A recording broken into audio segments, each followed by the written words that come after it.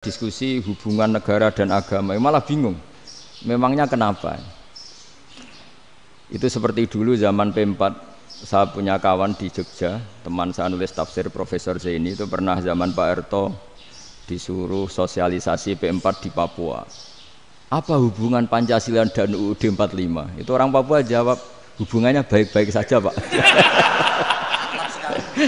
Jadi yang unik itu ketika disuruh baca Pancasila, 1 Pancasila, 2 ketuhanan yang Maha Esa. Nah, akhirnya 6 kan? Kenapa Pancasila jadi 6? Yang unik itu ketika ditanya, ini saya melihat langsung di TV 7 itu, Indonesiaku itu. Ada anak-anak kecil ditanya, bendera ini milik siapa? Bendera merah putih itu. Jawabannya apa? Milik sekolahan, Pak. Karena memang milik sekolah. Itu yang tanya itu kaget. Milik sekolahan, Pak.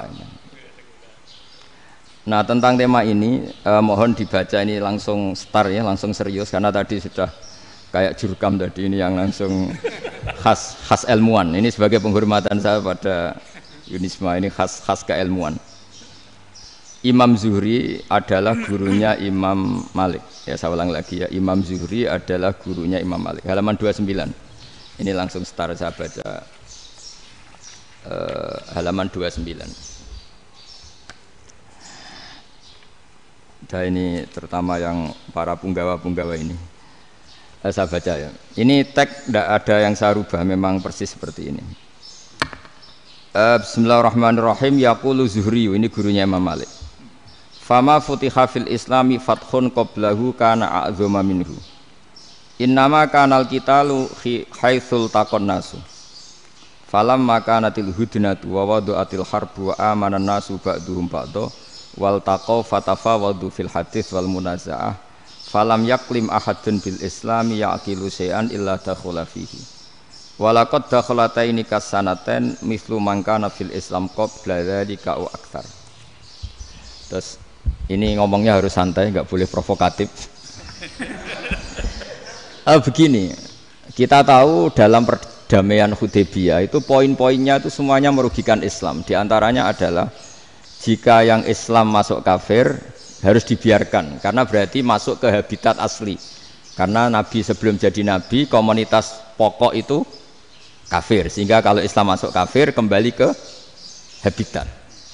Tapi kalau Islam masuk kafir, kafir masuk Islam itu harus dikembalikan karena dianggap bid'ah. Maka kalau kamu dituduh bid'ah itu tenang saja dulu. Nabi itu ya dituduh ji'ta bidinin muhdas, kamu datang dengan agama yang baru. Cuma agak diteruskan wa kullu muhdasatin bid'ah wa kullu bid'atin dalalah.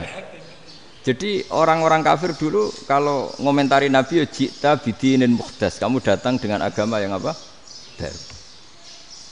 Nabi nurut. Semua perjanjian yang merugikan Islam itu Nabi nurut. Tapi Nabi hanya minta satu hal, jangan ada perang 10 tahun. Dan orang boleh seminar, boleh diskusi tentang Islam. Ya ini dengerin betul ini. Jadi saya tidak akan provokatif, ini pakai logika. Nanti bisa dipakai disertasi doktor. Tapi saya minta orang boleh diskusi, boleh seminar tentang Islam. Akhirnya saat itu juga ada orang yang masuk Islam. Di depan tulisan itu belum kering istilahnya. Datang ke situ namanya Abu Jandal bin Suhail bin Amr. Itu datang ke Nabi, ya Rasulullah saya ini mau masuk Islam. Kata orang-orang kafir, ini pertama Muhammad, kamu komitmen enggak sama perjanjian? Kalau kamu komitmen harus kamu kembalikan. Nabi bilang, ya Abu Jandal kamu kembali ke mereka, ke habitat mereka, yaitu menjadi kafir, di komunitas kafir maksudnya. Akhirnya nangis. Sayyidina Umar itu mendekati Abu Jandal, kemudian memberi isyarat supaya ngambil pedangnya. Jadi isyaratnya wong ini baca ora wis. Maksudnya orang-orang kafir. Tapi Abu Jandal enggak mau. Singkat cerita akhirnya kembali ke komunitas kafir. Tapi yang dikatakan Imam Zuhri cara analisis ini nggak bisa pakai provokatif, harus pakai analisis. Innama kanal qitalu haitsul taqon nasu. Yang namanya perang itu menjadikan orang tidak berpikir jernih. Ini poin yang diambil oleh Rasulullah. Kalau dibahasakan Nabi curi kesempatan, masuk Nabi dikatakan mencuri, meskipun itu hanya bahasa ya. Enggak mungkin lah kita bahasakan seperti itu. Saya ulang lagi ya. Kenapa ada perang berkesinambungan sampai tahun ke-8 Hijriah? Mulai tahun kedua ada perang Badar sampai tahun 8 Hijriah itu perang terus. Nabi sama orang kafir perang terus. Akibatnya apa Pak Profesor? Namanya perang itu ya nggak kau bermikir. Pokoknya agar ketemu Islam perang, Islam ketemu kafir perang nggak kau bermikir. Padahal Islam itu bisa diterima oleh akal sehat, harus lewat diskusi, lewat pengamatan, lewat pemikiran, lewat pengendapan berpikir. Makanya Nabi tahu ini masalah besar. Kalau orang perang terus, itu gak kober mikir Islam, tidak sempat diskusi tentang Islam. Makanya Nabi hanya minta satu poin. Oke, perjanjian ini saya turutin semua, tapi saya minta orang kafir semuanya boleh mendiskusikan Islam, boleh seminar tentang Islam. Mereka bilang iya, pada pikiran mereka kan diskusi paling piye. Ternyata betul, ada diskusi. Terus temanya gini, kira-kira bener di Muhammad Abi Abu Jahal. Terus Tuhan Muhammad sama Tuhan Abu Jahal itu keren mana? Diskusi. Tuhan Muhammad itu khaliqus samawati wal ardi, yang menciptakan langit bumi. Sebagaimana kampanyenya Muhammad. Ya mereka masih jangkar bilang Muhammad. Kalau Tuhan kita, ya berhala itu yang kita bikin, yang kadang rusak, yang kadang kudanan, terus lumutan, pokoknya terus diskusi. Kita kok bener pengirannya Muhammad.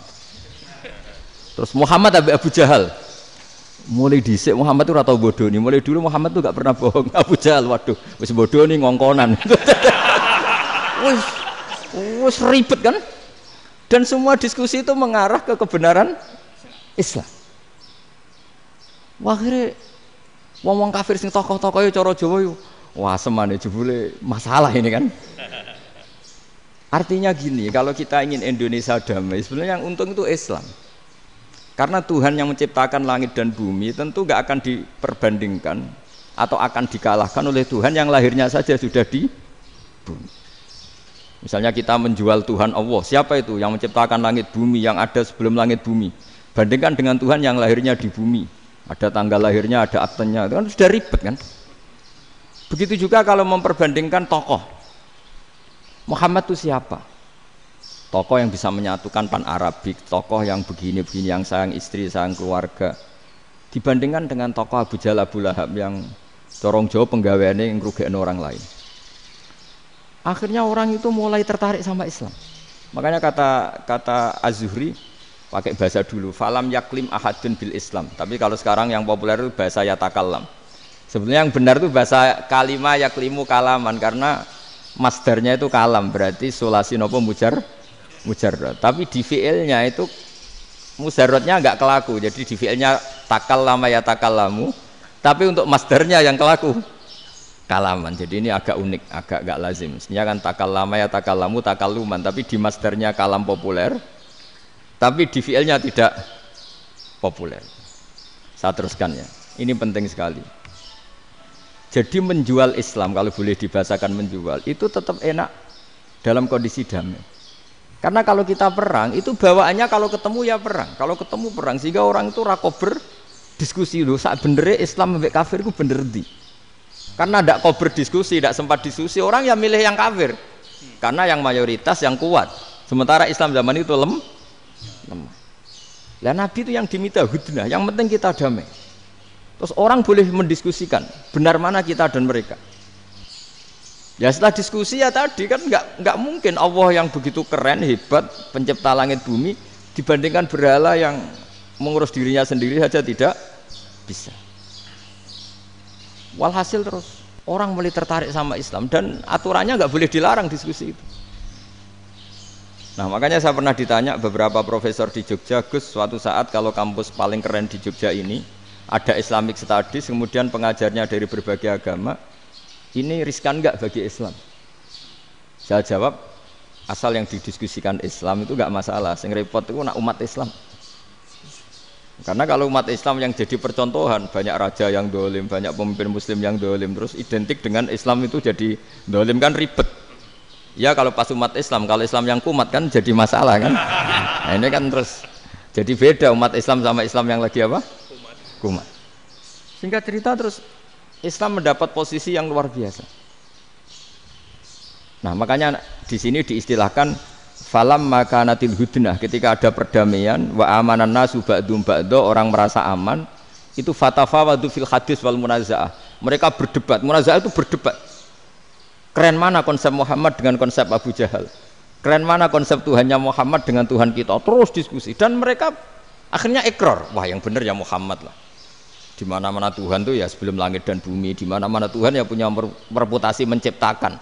Masa Tuhan reputasinya diciptakan kayak berhala dan sebagainya. Ibadah juga gitu. Ibadah wong kafir itu kalau tawaf itu telanjang, ibadah Muhammad santun pakai pakaian. Terus akhirnya mereka mulai tertarik Islam.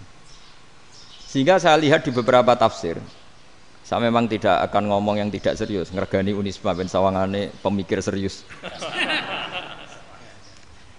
Di Quran itu sampean lihat di tafsir Tobari itu ada ayat bal naqzifu bil haqqi 'alal batil fayadmaghuhu fa idza huwa zahid.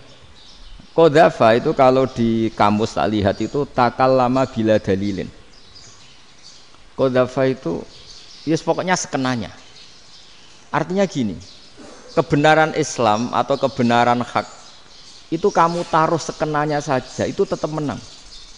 Apalagi kamu taruh secara teratur, kamu taruh sekenanya saja itu tetap menang. Sehingga di sini banyak sahabat yang hidup di Cina.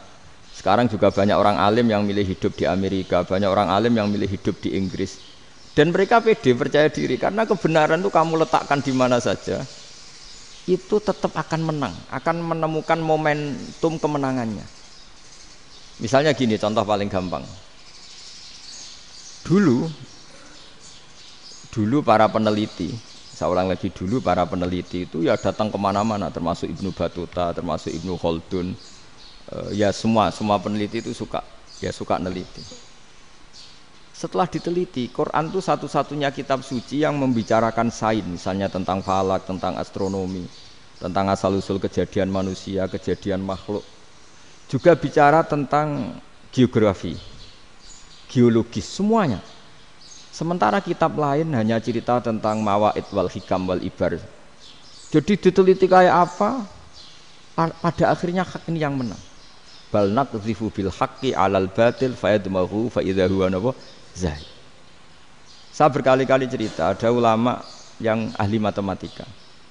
Ketika ditanya kenapa kamu suka ngajar matematika, sampai muridnya itu ragu, ini guruku mlebu swarga ta ora, penggaweane mulang matematika. Tapi para muridnya bermimpi bahwa Imam Amudi itu disuruh ngajar para malaikat. Dan itu pede betul dia.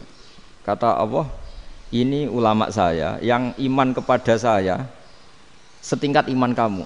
Jadi malaikat itu tidak mungkin Gusti kita menyaksikan langsung engkau sementara ini di bumi, nggak nyaksikan jenengan. Kenapa bisa sepede dan seyakin itu? Akhirnya Imam Amudi disuruh ngajarin matematika. Jadi Anda kalau profesor itu nanti harus sempat ngajari malaikat, itu baru benar-benar profesor. Jadi nanti di akhirat ngajari siapa? Malaikat. Jadi ada seminar yang melibatkan banyak malaikat, narasumbernya itu seorang profesor. Itu ketika kenapa engkau begitu yakin kalau Allah itu Tuhan dan Allah itu Al-Wahidus Shomad. Terus Imam Amudi mulai nulis angka gak beraturan, 2, 3, 4, 5 sampai 1 miliar, 1 triliun, semuanya gak beraturan. Kata beliau, nisbatus naini wasalasa ila ma la nihayatalaha iku nisbatul far'i ilal asli. Mbok angka sebanyak apapun, 2 dibanding 1 ya far'ul wahid, 3 dibanding 1 ya far'ul wahid. Semua angka yang enggak terhingga pun dibanding 1 semuanya far'ul wahid. Semua angka sebanyak apapun itu cabang dari angka 1. Fakullu hadil awalim far'un minal wahidis somad, yaitu Allah Subhanahu wa ta'ala. Wakil malaikat tepuk tangan, iya juga. Jadi begitu juga ada ulama itu ahli gambar. Saya dulu ngaji sama Mbah Mun Al-Husunul Hamidiyah, itu kitabnya itu banyak gambarnya. Dan gak gambar yang ngawur betul, mangga ahli gambar. Saya Apple, sempurna lele. Semua gambar bangunan, gambar sapi, pokoknya gambar. Ternyata dia menemukan Tuhan itu dari gambar. Gambar serapi ini atau seruwet ini sama. Gambar rapi sama ruwet itu sama kalau dalam pandangan tauhid. dimulai minan nuqtah al-wahidah. Kowe cek gambar sing rapi sing indah, cek gambarmu elek, dimulai dari satu titik, dan titik ini nuqtatil wujud, yaitu Allah Subhanahu wa taala. Jadi nak cara ahli tauhid gak penting gambare api, menang lomba atau ora penting. Butuhe hadis surah ini gambar baik yang rapi maupun ndak adalah min nuqtah dari satu titik. Ya. Alam raya sebanyak ini mbok gambar mbok ora, cek mulai Mars sampai Jupiter kabeh semua bentuknya yang banyak ini semuanya min nuqtatil wujud, yaitu dari titik wujud. Ini kok Allah Subhanahu wa taala. Di sini hebatnya ulama-ulama, mbok dia pengajar matematika, mbok pengajar gambar, semuanya dipakai perangkat untuk tauhid. Nah, itu kan juga bagian dari Islam damai, Islam yang sangat jadi nggak perlu perang untuk orang dipaksa Islam, nggak perlu provokatif kayak tadi pidatonya rektor jenengan tadi. Jadi ciri utama ilmuwan tuh kalau ngomong datar tapi logikanya nggak terbantahkan, itu ciri khas ilmuwan. Kalau ciri khas politikus kalau ngomong itu keras, provokatif lah kira-kira gitu. Tapi isinya biasa. Nah saya berharap nanti semua profesor doktor itu datar tapi isinya kualitasnya bagus ini. Mentes. Jadi makanya terus kata ulama, kenapa diistilahkan balnat zifu bil haqqi? Kenapa pakai qadzafa sementara qadzafa maknane takallama bila dalil? Maksudnya bila dalil di sini itu min ghairi ikhtiyajin ila dalilin. Kebenaran itu memang enggak butuh dalil. Apa kita perlu dalilnya apa? Buktinya apa? Kalau 3 itu cabang dari 1. Wong gendeng yakin yang takok gitu pasti orang gendeng. Wong 3 cabang dari 1 kok ditanyakan buktinya apa? Itu min awalil bidah. Pertama orang pasti tahu kalau 3 itu far'ul wahid. 1 juta juga far'ul wahid. 1 miliar juga far'ul. Gambar yang sebanyak apapun ya dimulai dari 1 titik, cek gambar bener maupun yang tidak. Akhirnya apa? Ulama dulu itu sebegitu rileks nerangkan tauhid. Lalu kenapa asma ini yang ya ini kan khas NU ya, khas pesantren. Sebenarnya saya keberatan pakai istilah khas NU, pakai khas pesantren karena NU itu anaknya pesantren, jangan dibalik pesantren anaknya NU, karena sebelum ada NU itu ada pesantren. Tapi kayaknya Unisma lebih suka pakai bahasa NU dan saya ya agak orderan yang terpaksa disuruh ngomong. Ini agak apa ya, agak kacau sebetulnya ini, agak kacau. Jadi NU itu sama pesantren itu tua pesantren. Jadi NU dilahirkan pesantren, bukan dibalik pesantren dilahirkan NU.